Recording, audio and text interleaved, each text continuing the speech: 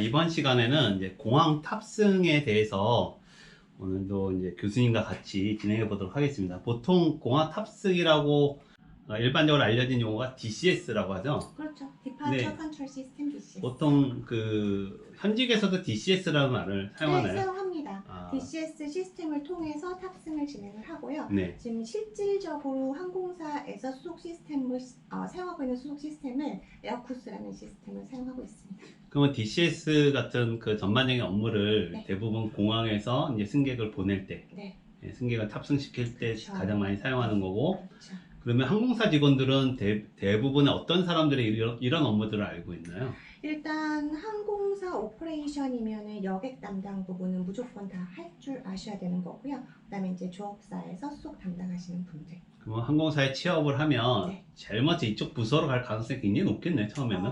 공항에서 취업이 되면 그렇죠. 공항에서 취업이 되면 무조건 DCS를 다루셔야 됩니다. 어쨌든 느낌상으로는 이제 공항 탑승 보통 이제 용어 이게 한글로 된 용어가 명확하게 있지는 않는 것 같아요. 그냥 수속 시스템? 그 수속 시스템. 네, 수속 시스템. 근데 그래서 이제 나라마다 공항마다 사용하는 수속 시스템이 다양하기 때문에 네. 디파처 컨트롤 시스템 DCS를 통틀어서 모든 시스템을 예를 들어 뭐 여객 같은 경우도 GDS라고 하잖아요. 네. 뭐 세이버도 있고 아마데우스도 있지만 DCS도 똑같은 경우입니다. 오히려 보면 DCS라는 용어가 업계에서나 사람들하고는 이제 이해하기가 좀 쉬운 이제 업무적으로는 좋은 것 같아요. 직원들은 DCS라고 많이 사용하고요. 그 내에 뭐 이제 에어쿠스, 아링크 뭐 이런 여러 가지 다양한 시스템 이름이 있긴 하지만 통틀어서 DCS 하시면 수속 업무를 담당하는 시스템이다라고 아실 수 있습니다. 저희 이제 이 로드맵을 보니까 크게 이제 공항과 저번에 여행사하고 구분을 했었고요. 네. 공항에서는 전반적으로 우리가 이해할 수 있는 항공지상, 뭐 패신저 그라운드 서비스 이렇게 좀 분류하고 있고, 그 다음에 이제 공항 탑승, 뭐 아까 수속 시스템이라는 DCS가 있고, 그 다음에 고객을 상대하는 에어라인 커스터머 서비스가 있고, 그 다음에 몸이 좀 불편하신 분 특수 고객으로 저희가 좀 구분이 된 것 같아요. 그렇죠. 그래서 네. 이번 시간에는 이제 DCS를 중심으로 어떤 것을 학습하는지를 아마 교수님하고 오늘 네. 잠깐 또 소개해 볼까 합니다. 네. 교육 내용은 저희 교재로는 모듈 1과 2로 이렇게 구분이 되어 있어요. 네. 그래서 모듈 1에는 기본적으로 DCS를 이해하기 위해서는 어쨌든 승객의 정보가 CRS를 통해서 들어오잖아요. 그렇죠. 그래서 이제 CRS 시스템에 대한 전반적인 이해가 먼저 선행해서 필요한 것 같고, 그 다음에 DCS가 어떤 개념인지를 우리가 이제 어떻게 보면 이해하는 교육 과정인 것 같아요. 네, 맞습니다. 보통 여기 연계가 어떻게 되어 있나요? CRS하고 DCS하고. 일단 이제 CRS나 혹은 GDS를 통해서 항공지상직 담당이 이약을 만들고 항공권을 발행을 하게 되면은 항공권 발행 정보와 항공여객의 여러 가지 예약 조건, 그다음에 서비스 요청한 조건들이 DCS로 다 연계가 되죠. 근데 DCS하고 GDS하고는 엄연히 모두가 틀리기 때문에 DCS에서 수속을 하는 중간에 승객이 서비스를 뭘 다른 걸 바꾼다거나 하면은 DCS에서 그 요청을 바꿀 수는 없습니다. 그래서 다시 GDS로 들어가서 해야 되는 부분들이 있고요. 그렇기 때문에 승객이 수속에 필요한 여러 가지 데이터가 넘어가긴 하지만 그 데이터를 변경하거나 새로 예약을 한다거나 발행을 진행을 할 때는 GDS 시스템으로 다시 넘어가서 하셔야 되죠. 그래서 이 DCS가 제가 알기로는 승객 업무 말고도 어쨌든 탑승을 위한 여러 가지 배기지나 그런 업무의 램프 쪽에도 그렇죠. 많은 정보를 주는 걸로 알고 있어요. 그럼요.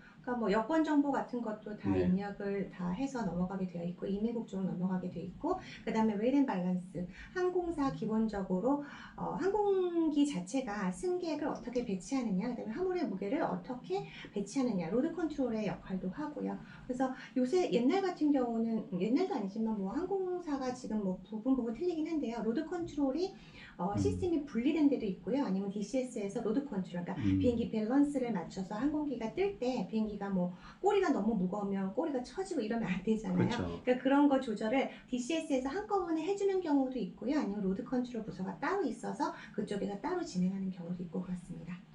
추가적으로 그런 부분들이 모듈 2에 들어가 있는데, 네. 이게 보니까 DCS에서도 도착 국가의 여행 조건이라든지 요즘 뭐 헬스 그 건강 네. 상태를 체크하는 그럼요. 그런 문서도 다 DCS에서 관리하나 봐요. 있습니다. 실질적으로 사실은 GDS 내에도 있어요. 테메틱이라고 해서 이런 모든 정보에 대해서 도착 국가에 대한 비자나 그다음에 헬스 컨디션, 그다음에 뭐 박시네이션 여러 가지, 그다음에 펫, 동물 운송에 대한 조건 이렇게 다 내용들이 있고요. 그게 DCS 내에도 탑재가 돼 있기 때문에 일단은 항공사에서 수속을 진행할 때 수속 진행하는 직원이 입국 국가에 맞춰서 입국 절차의 조건에 맞지 않는 여권을 승인을 했을 경우에는 그 책임은 항공사가 물게 돼 있거든요. 그렇죠. 그래서 저는 DCS 내에서 다 확인을 할 수 있도록 도움을 주고 있습니다.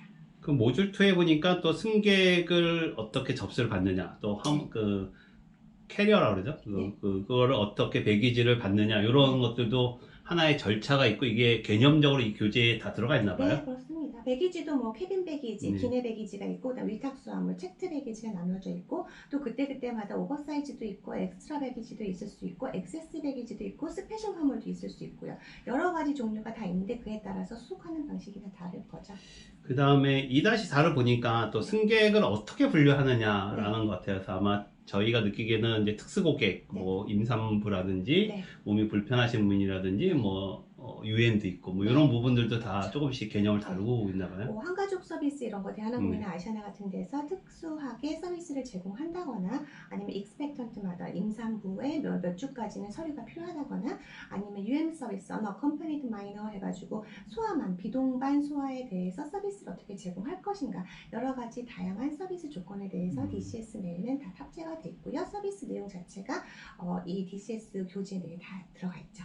여기 2-5와 2-6이 똑같이 나와 있는데 사실 네. 교재는 좀 분리된 것이 네. 뭐 제가 생각하기엔 그런 것 같아요. 이 손님이 해당 도착 국가의 도착이나 트랜스퍼에 대한 서비스고 네.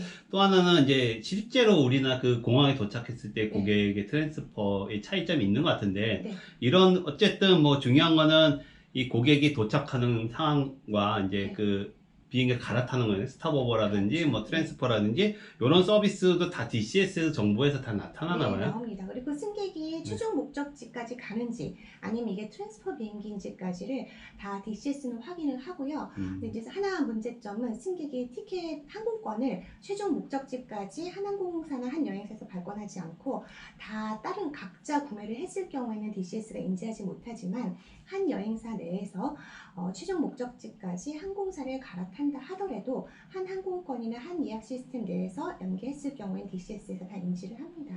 이런 전반적인 공항에서 업무를 할 때 개념을 이해하는 게 되게 중요한 거예요. 그렇죠. 서비스에 대한 이해와 승객 처리 방식에 대해서, 운송 방식에 대해서 정확히 이해를 하고 있으셔야지 DCS 시스템을 그 다음에 사용하실 수가 있겠죠. 단순히 엔트리를 치거나 뭐 손님을 했을 때 그 응대하는 것보다는 네. 전반적인 프로세싱을 이해하고 개념을 이해하는 것이 그렇죠. 이 저희 교재의 특징이죠. 그렇죠. 그리고 DCS 같은 경우는 더더군다나 유저 프렌들리라서 지금은 다 클릭 모드입니다. 그래서 DCS는 사실 지시어가 전혀 필요 없는 시스템 중에 하나라서요. 이 프로세스를 이해만 하면 그 다음부터 클릭하는 거는 굉장히 쉽다라고 생각하시면 되겠습니다. 네. 저희 교육의 특징은 이렇습니다. 뭐 어쨌든 국내 유일하게 아야타 교육 기반의 DCS를 강의하고 있고요. 또 방금 전에 얘기했듯이 엔츄리 시스보다는 이론적 개념에서 접근한 강의입니다. 그래서 실제로 뭐 어떤 시스템을 사용하든 쉽게 적응할 수 있도록 이제 구성이 되어 있고, 또 교재 또한 또 아야타를 근간으로 한 영문 교재 155페이지짜리를 제공하고 있어요. 그래서 실제로 한글 교재보다도 영문으로 실제 좀 직관적으로 이 교육 과정이 어떻게 되어 있는지를 이해할 수 있는 교육 과정이고요.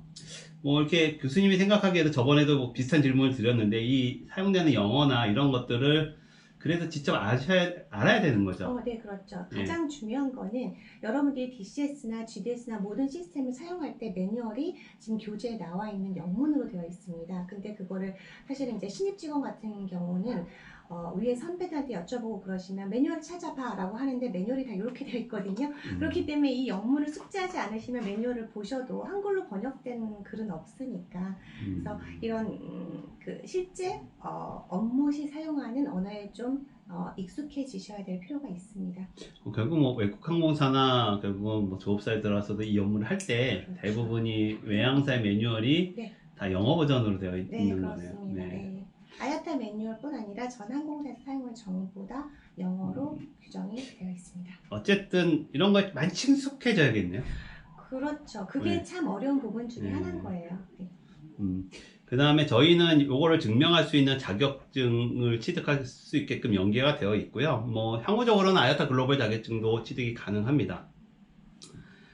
그리고 이제 공항에서 이제 지상 근무 시 업무 능력을 이제 배양할 수 있고요. 뭐 기존에 잘 아시는 분들은 이제 리스킬이라 해서 이제 본인이 또 개념적으로 또 정립하는 것도 중요한 거고, 또 새로운 다른 영역에 계신 분들 같은 경우는 또 이제 업스킬링 해서 이제 끊임없이 자신의 커리어를 높이는 것도 되게 중요한 것 같아요. 뭐, 네. 항공사에 입사하시게 되면은 사실 여러 다양한 서비스들이 있는데 직원의 입장에서 승객의 요구가 있을 때 그 승객에 대한 서비스를 어디까지 제공할 수 있는지는 본인의 전문적인 지식에 딸려 있거든요. 몰라서 제공을 못한다면 사실 그거는 항공사 근무하는 근무자로서는 사실 빵점인 거죠. 점점 이제 그 직원들의 커리어 능력을 네. 폭넓게 요구하는 시대가 되는 것 네, 같아요. 다 할 줄 알고 네. 그다음에 다 할 줄 알면서도 전문 지식을 가지고 있는 직원을 요구하는 상황입니다. 어쨌든 다 알아야 될 것 같습니다. 예, 예. 네, 네. 네. 저희 학습 대상은 저희 학습 대상은 다음과 같아요. 물론 이제 항공사 공항 관련된 직원들도 배울 필요는 있고요. 당연히 이제 예약 운임 발권 자격증 소지자는 이제 GDS를 기반으로 하고 있기 때문에 뭐 CRS나 조금 더 DCS까지 알면 본인의 역량이 조금 더 넓어질 거라고 보고 있고요.